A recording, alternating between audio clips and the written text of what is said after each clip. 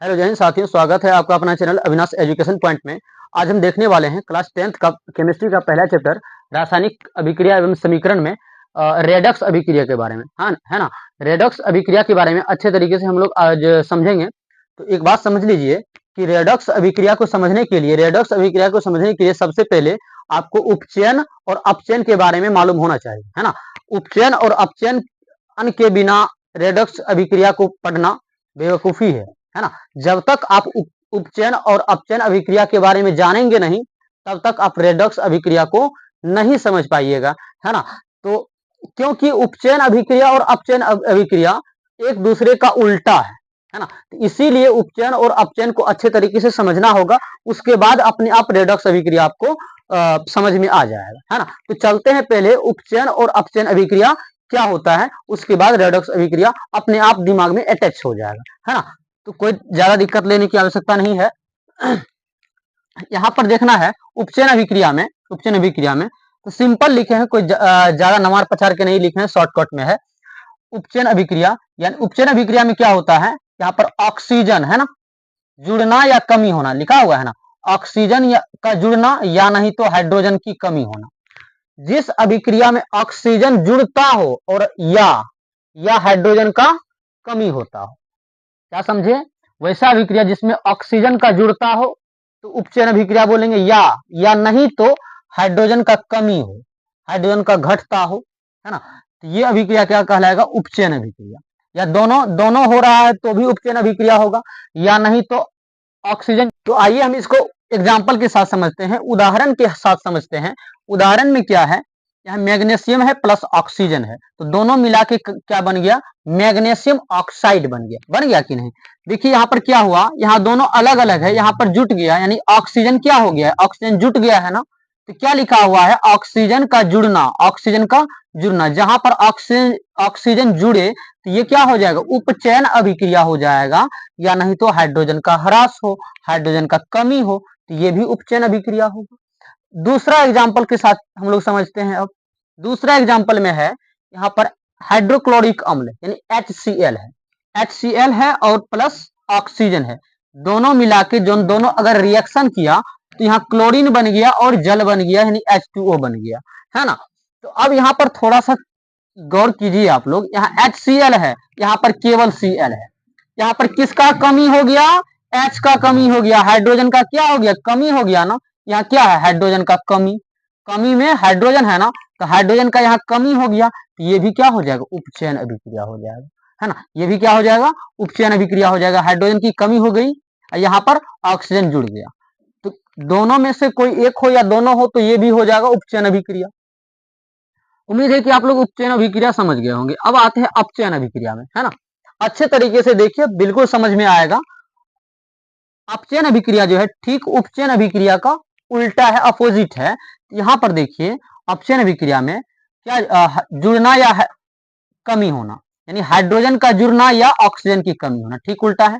यहाँ पर ऑक्सीजन जुड़ रहा था, यहाँ पर ऑक्सीजन कमी हो रहा है। यहाँ पर हाइड्रोजन की कमी हो रही थी, यहाँ पर हाइड्रोजन का जुड़ रहा है ना, उल्टा है ना। तो ध्यान रखिएगा, ये बात को उल्टा पुल्टा नहीं कर दीजिएगा पूरा ढंग से, है ना।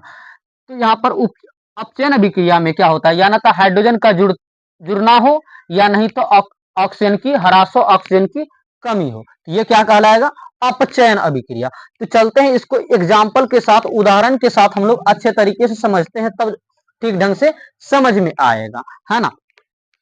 इसमें कंफ्यूजन बच्चा ज्यादा हो जाता है, कंफ्यूजन आप लोग को बिल्कुल भी नहीं होना है, कंडीशन को पहले समझते जाइए। यहाँ पर है Cu प्लस CuO है, प्लस क्या है, हाइड्रोजन है, H है, और दोनों मिला के क्या बन गया, रिएक्शन किया तो Cu प्लस H2O बन गया है, कॉपर प्लस जल बन गया है H2O। यहाँ पर जो है, यहाँ CuO है, यहाँ पर केवल क्या है, Cu है, कॉपर है। यहाँ पर किसकी कमी हुई है बाबू, यहाँ पर ऑक्सीजन है, यहाँ पर ऑक्सीजन नहीं है, यानी ऑक्सीजन की कमी हो गई है ना। तो ऑक्सीजन की कमी होना क्या कहलाएगा, अपचयन अभिक्रिया, अपचयन, है ना, अपचयन अभिक्रिया कहलाएगा।